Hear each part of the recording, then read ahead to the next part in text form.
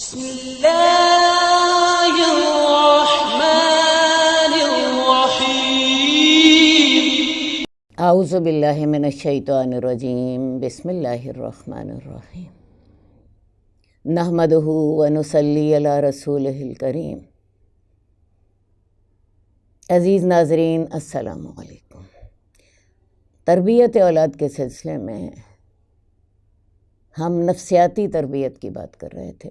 اس سلسلے میں پچھلے کلپس میں ہم نے آپ کو بتایا تھا کہ بچوں کے اندر بعض اوقات حسد کی بیماری پیدا ہو جاتی ہے، بعض اوقات تکبر کی بیماری پیدا ہو جاتی ہے، بعض اوقات وہ احساس کمتری کے شکار ہو جاتے ہیں، اور ہم نے اس کا پھر آپ کو علاج بھی بتایا تھا۔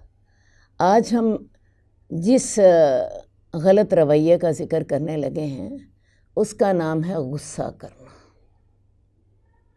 آپ نے دیکھا ہوگا بعض بچے بہت ہی غصہ کرتے ہیں، بات بات پہ چیختے ہیں، چلاتے ہیں۔ تو یہ ہمیں دیکھنا چاہیے کہ غصہ ایک ایسی کمزوری ہے جو انسان کی تمام نیکیوں کو برباد کر دیتی ہے۔ بعض اوقات غصے میں انسان قتل تک کر ڈالتا ہے۔ تو اس سلسلے میں ایک بات سب سے پہلے سمجھ لیجئے، غصہ شیطان کی طرف سے ہوتا ہے۔ شیطان آگ سے پیدا ہوا ہے۔ غصہ جب انسان کو آتا ہے تو اس کے اندر بھی ایک آگ سی بر جاتی ہے، چہرہ سرخ ہو جاتا ہے، رگیں پھول جاتی ہیں، اور انسان چیخنے چلانے لگ جاتا ہے، اور اس کی زبان سے بھی یہی الفاظ نکل رہے ہوتے ہیں، مجھے آگ لگ رہی ہے۔ اللہ تعالیٰ نے غصہ پینے کا حکم دیا۔ قرآن مجید میں اللہ تعالیٰ نے جنت میں جانے والوں کی جو صفات بتائیں ان میں سے ایک صفت یہ بھی بتائی تھی، وَالْكَاظِمِينَ الْغَيْظَ، وہ غصہ پی جاتے ہیں۔ رسول اللہ صلی اللہ علیہ وآلہ وسلم سے ایک صحابی نے سوال کیا، یا رسول اللہ مجھے کچھ نصیحت کیجیے، تو آپ نے انہیں فرمایا لا تغضب، غصہ نہ کیا کرو۔ انہوں نے دوبارہ سوال کیا، یا رسول اللہ مجھے کوئی نصیحت کیجیے۔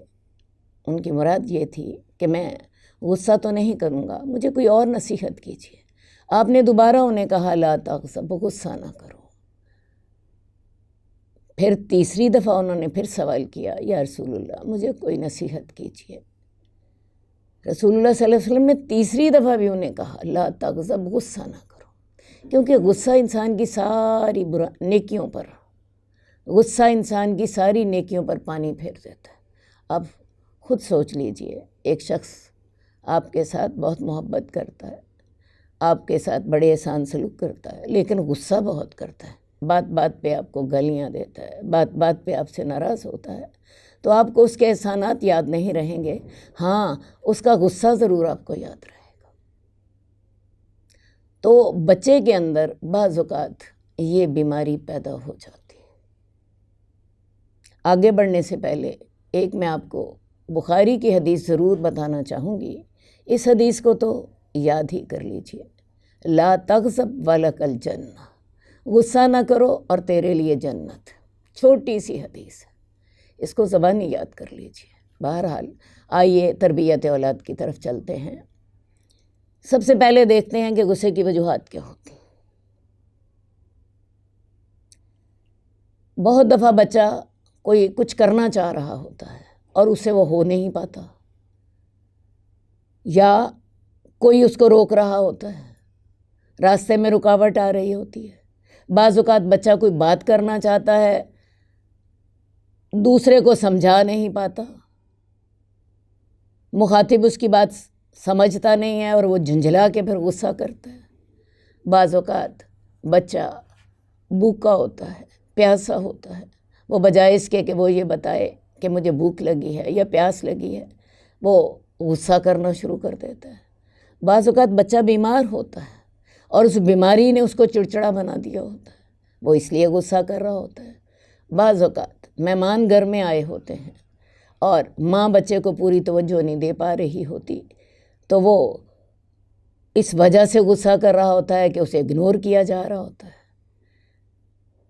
بعض اوقات ایسا بھی ہوتا ہے کہ گھر میں کوئی نیا بچہ آ گیا ہے، ایک بچے کی پہلی جو بادشاہی تھی اپنی ماں کے ساتھ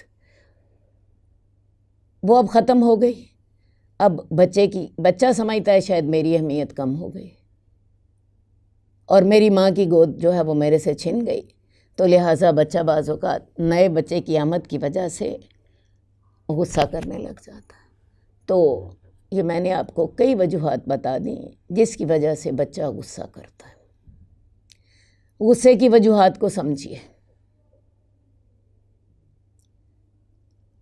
اور اس معاملے کو صبر و تحمل کے ساتھ حل کریں۔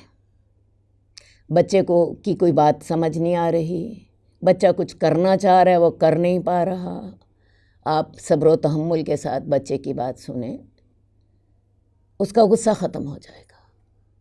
اگر وہ کوئی غلط کام کرنا چاہ رہے ہیں، مثال کے طور پہ بعض اوقات بچے کہیں اوپر چڑھنا چاہ رہے ہوتے ہیں جس سے وہ گر جائیں گے، ان کو نقصان پہنچے گا، بچے کو بتائیں کہ بیٹا ایسا کرنے سے تمہیں نقصان ہوگا، تمہیں چوٹ لگ جائے گی۔ یا بچے بعض اوقات آگ کے ساتھ کھیلنا چاہ رہے ہوتے ہیں، آپ انہیں منع کرتے ہیں تو وہ غصہ کرتے ہیں، ٹھیک ہے؟ تو انہیں تسلی کے ساتھ سمجھائیں۔ اسی لیے میں نے جو لفظ استعمال کیا ہے صبر و تحمل کا لفظ استعمال کیا، انہیں بڑے سکون کے ساتھ ان کے مینٹل لیول کے مطابق بتائیے کہ اس کے ساتھ کیا نقصان ہوگا۔ اگر بچہ بھوکا ہے یا پیاسا ہے تو ماں کو پہلے ہی اندازہ ہوتا ہے کہ اس کی یہ بھوک کا وقت ہے یا یہ پیاسا ہو رہا ہے، یا بعض اوقات بچے کی نیند نہیں پوری ہوئی ہوتی، تو ان ساری چیزوں کا اہتمام کیجیے۔ اگر مہمان گھر میں آئے ہیں اور بچہ سمجھ رہا ہے کہ مجھے اگنور کیا جا رہا ہے تو بچے کو توجہ دیں۔ میں آپ کو بتاؤں بچہ مکمل توجہ کا طالب ہوتا ہے۔ بچے کو نہیں پتہ گھر میں مہمان آئے ہیں یا نہیں آئے، بچے کو نہیں پتہ فلاں کام زیادہ ضروری ہے یا فلاں کام کم ضروری ہے، اسے صرف اتنا پتہ ہوتا ہے کہ میری ضرورت پوری ہونی چاہیے۔ بچہ ہے تو اس کو اتنی سمجھ نہیں ہے،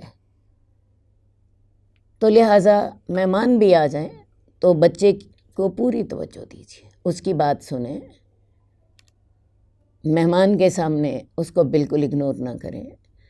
رہی یہ بات کہ بچہ بیمار تھا اور بیماری کی وجہ سے وہ چڑچڑا ہو گیا تھا، اس کو غصہ آ رہا تھا، تو انشاءاللہ تعالیٰ جب اس کی بیماری ختم ہو جائے گی تو انشاءاللہ تعالیٰ اس کی چڑچڑاہٹ بھی یا اس کا غصہ بھی ختم ہو جائے گا۔ تو میں آپ سے یہی کہوں گی کہ غصے کی وجوہات سمجھ لیجئے، جب آپ نے وجوہات سمجھ لی تو انشاءاللہ تعالیٰ آپ اس کا پھر حل بھی کریں گے، لیکن حل کرنے کے لیے آپ کو جس چیز کی ضرورت ہے وہ صبر و تحمل ہے۔ ایسا نہیں ہے کہ بچے نے غصہ کیا تو آپ نے بھی غصہ شروع کر دیا۔ صبر و تحمل اور توجہ کے ساتھ بچے کو ڈیل کریں، انشاءاللہ تعالیٰ اس کی آہستہ آہستہ یہ عادت ختم ہو جائے گی۔ بعض اوقات بچہ اس وجہ سے غصہ کر رہا ہوتا ہے کہ گھر میں کوئی نیا بچہ آ گیا ہوتا ہے اور وہ سمجھتا ہے کہ میری اہمیت کم ہو گئی ہے، تو اس سلسلے میں ماؤں کو یہ ہدایت دوں گی کہ وہ بچے کو پوری اہمیت دیں۔ جب تک بچہ زیادہ چھوٹا ہے، 3 ماہ کا ہے، 4 ماہ کا ہے، بچے کو آپ ایسا بھی کر سکتی ہیں کہ بچے کو خود گود میں نہ اٹھائیں، جب بڑا بچہ تقاضا کر رہا ہے بچے کو گود میں اٹھا لیں، بڑے بچے کو گود میں اٹھا لیں، چھوٹا بچہ ابھی اتنا آپ سے ڈیمانڈ نہیں کرے گا، تو بچے کو اپنے ساتھ سلائیں یا جو بچے کے توجہ کے تقاضے ہیں وہ اس کو دیں۔ یا ایک اور صورت ہو سکتی ہے کہ اگر چھوٹا بچہ ماں کی زیادہ توجہ کا طالب ہے، فرض کیا چھوٹا بچہ بھی بیمار ہو گیا ہے، تو پھر بڑے بچے کو باپ توجہ دے، باپ اس کو اپنے ساتھ سلائے۔ تو آپ کو غصے کی وجوہات سمجھنی ہوں گی، جب آپ نے وجوہات سمجھ لیں تو انشاءاللہ تعالیٰ آپ اس کو حل کر لیں گی اور بچہ انشاءاللہ نارمل ہو جائے گا۔ جئنا إلى الدنيا كي ندعو إلى الله لننشر الخير في الكون الذي حارى ونرسل العطر من روض الهدى الزاهي ويشرق السلم أنوارا وأنوارا